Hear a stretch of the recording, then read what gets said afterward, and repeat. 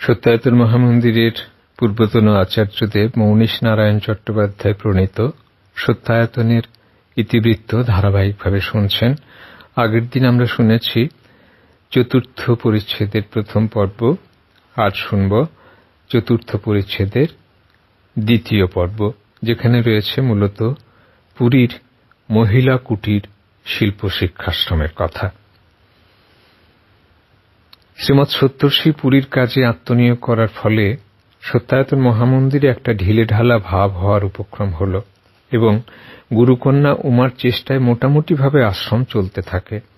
1953 matric ফাইনালের শেষ batch সত্যায়তন বিদ্যাপীঠের পক্ষ থেকে যায় এবং এপ্রিল 53 থেকে বিদ্যাপীঠ বন্ধ হয়ে যায়।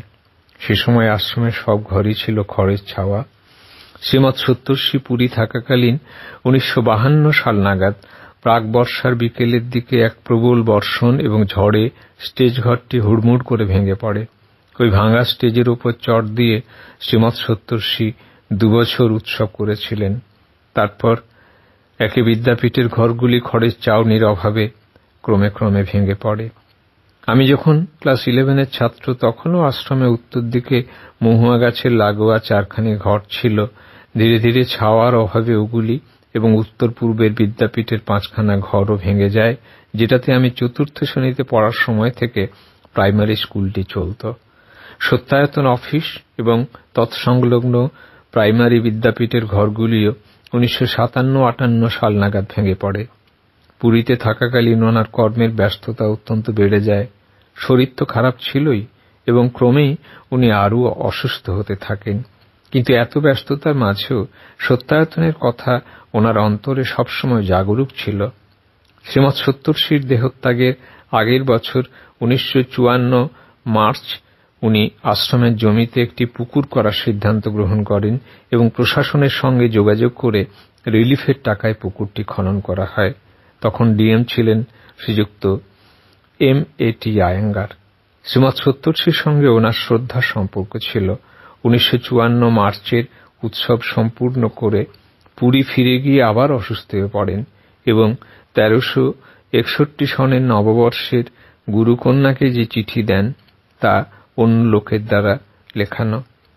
ওই সময়কার প্রত্যেক দোল পূর্ণিমায় আয়েঙ্গার সাহেব ধর্মসভার দিন আসতেন। পুকুরটি খননের দায়িত্ব শ্রী দুর্গাদাস পাতসা গ্রহণ করেন এবং সুন্দরভাবে পুকুরটি কেটে কিছু টাকা উদ্বৃত্ত হওয়াতে তা তিনি সরকারকে ফেরত দেন। পুকুরটি শ্রীমৎ সপ্তর্ষি দেখে যেতে পারেননি। পুকুরের খনন কার্য 1955 ফেব্রুয়ারিতেই সম্পন্ন হলেও শ্রীমৎ সপ্তর্ষি উৎসবে আসতে পারেননি। চিঠিতে উনি জানুয়ারি 1955-তে একবার আসার ইচ্ছা প্রকাশ করেছিলেন, কিন্তু উনি আরও অসুস্থ হয়ে পড়েন বলে আসতে পারেননি। তারপর আমার মা রানী অর্থাৎ গুরুকন্যা পুরী চলে যান। আমি জানুয়ারি মাসে 6ষ্ঠ শ্রেণীতে উঠি। সেই বছর মার্চের উৎসব অর্থাৎ 1961 দোল পূর্ণিমার উৎসবে শ্রীমৎ সপ্তর্ষি যোগদান করতে পারেননি। যোগবাঁধ কাটা হয় জানুয়ারি 1955 পর এবং উৎসবের আগেই শেষ হয়। শ্রীমৎ সপ্তর্ষি ওই পুকুর খননও দেখে যেতে পারেননি। এ সম্পর্কে দু একটা গল্প হয়তো থাকতে পারে, কিন্তু তা মিথ্যা গল্প। মহামন্দিরের শুরু থেকেই প্রথম শ্রীমৎ সপ্তর্ষির অনুপস্থিতিতে উৎসব হল।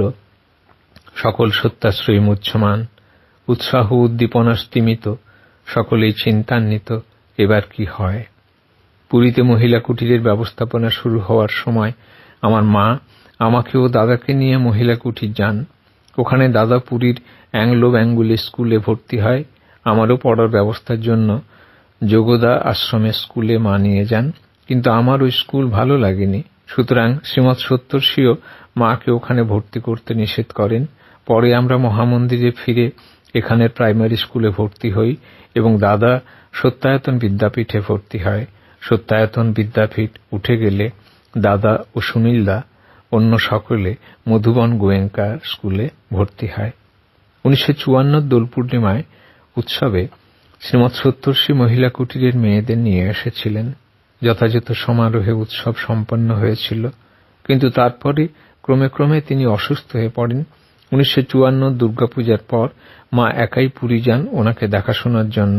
কিন্তু 1955 দোল পূর্ণিমার উৎসবের জন্য শ্রীমৎ সত্তর্ষি মাকে আশ্রমে পাঠিয়ে দেন। গুরুকন্যা উমার হাতে সকল সত্যাশ্রয়ীদের জন্য একটি চিঠি লিখে পাঠান। দুর্ভাগ্যবশত সেই চিঠি কেউ সংরক্ষণ করেননি। রেণু মাসিমার কাছে শুনেছিলাম যে সেই চিঠিতে উনি বলেছিলেন যে উৎসব শেষে যারা যারা পারবে আমার কাছে এসো।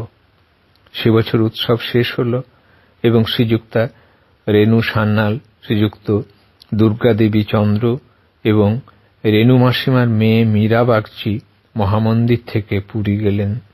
পতিতপাবন কুণ্ডু পুরী গেলেই আশ্রমের জন্য জিনিসপত্র নিয়ে যেতেন।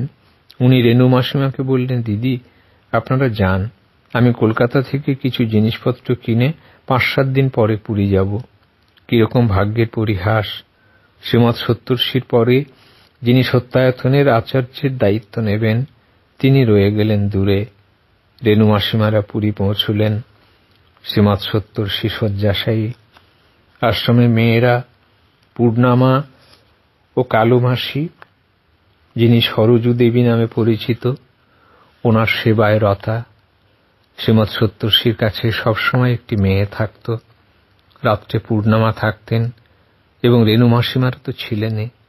পূর্ণামা সব মেয়েদের বলে রেখেছিলেন যে গুরুদেব যদি কখনো ওনাকে বসিয়ে দিতে বলেন তাহলে সঙ্গে সঙ্গে যেন পূর্ণামাকে বলা হয়।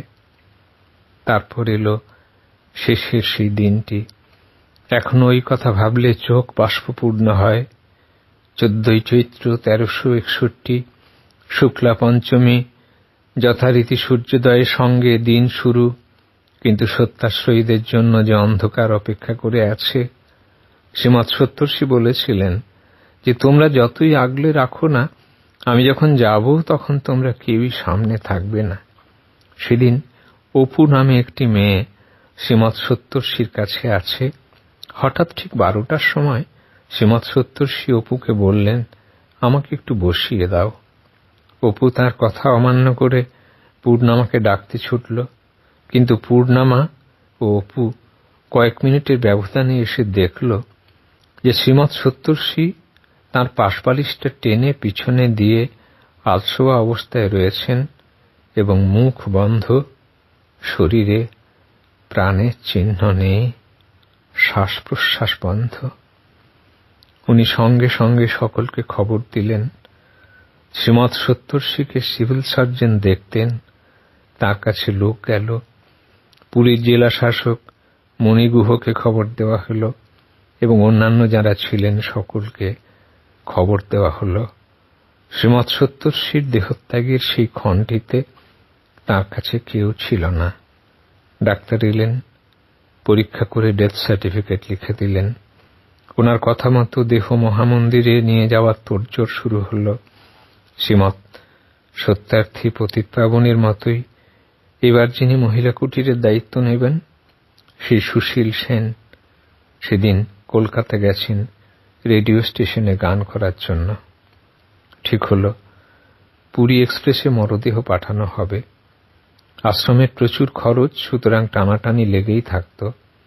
মরদেহ ট্রেনে পাঠানোর জন্য 300 টাকা প্রয়োজন। ওনার হাতবাক্স খুলে দেখা গেল ঠিক 300 টাকাই আছে। সেদিনটা ছিল রবিবার। তাঁর দেহত্যাগ ও মরদেহ মহামন্দিরে পাঠানোর খবর টেলিগ্রামে জানানো হল।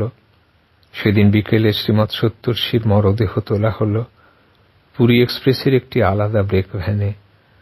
সঙ্গে কেবল 3 মহিলা, রেণু সান্যাল, দুর্গা দেবী চন্দ্র এবং মীরা বাগচি। ওনারা অবশ্য ট্রেনের অন্য কামরায় উঠলেন।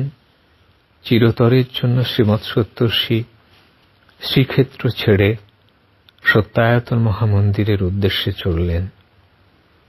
সত্যায়তনের খবর এলো সোমবার সকালে খড়গপুর আসানসোল প্যাসেঞ্জারে মরদেহ আসবে। আমি তখন মধুবন হাই স্কুলে 6 ছাত্র, হস্টেলে থাকতাম। সেদিন সকালে ঘুম থেকে উঠে সবে মুখ ধুয়েছি, দেখি ধর্মমামা এসেছেন। আমাকে বললেন, মঞ্জু আশ্রমে চলো, মা যেতে বলেছেন। আমি তো অবাক। এই তো কদিন আগেই উৎসবের পর ফিরেছি। হস্টেল ছাড়তে পারলে আমি খুশি, সুতরাং ওনার সঙ্গে চললাম। তখন থেকে মনোহরপুর আশ্রমে হেঁটেই যাতায়াত ছিল। এখন এত সাইকেল ছিল না, আশ্রমে কোনো সাইকেল ছিল না। এখন দেখি প্রায় 17-18টা সাইকেল রয়েছে আশ্রমে। আশ্রমে ঢুকে আমি ভেতরে মহিলা মহলে এলাম, দেখি মা পাশের ঘরের দাওয়ায় বসে আছেন। আমি গিয়ে দাঁড়াতে বললেন, শুনেছ, দাদু মারা গেছেন। খবরটা আমার কাছে একটা অদ্ভুত ভাব আনল।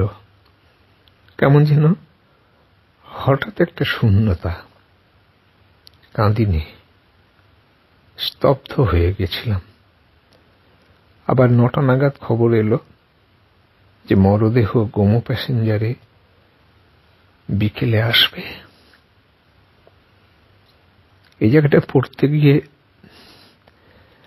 আমারও কেমন যেন কণ্ঠ স্তব্ধ হয়ে আসছে। আজ থাক, মানুষ চক্ষে কেমন যেন একটা ছবি দেখতে পাচ্ছি, একটা অদ্ভুত শূন্য ভাব। এই ভাবকে কোনোভাবে প্রকাশ করা যায় না, এই একেবারে নিজস্ব হয়তো। আজ থাক এই পর্যন্ত, আবার পরের দিন। শ্রীমৎ সত্যর্ষি শায়িত রয়েছেন যেন, দেখতে পাচ্ছি। তাঁর শ্রীচরণে আমার প্রণাম।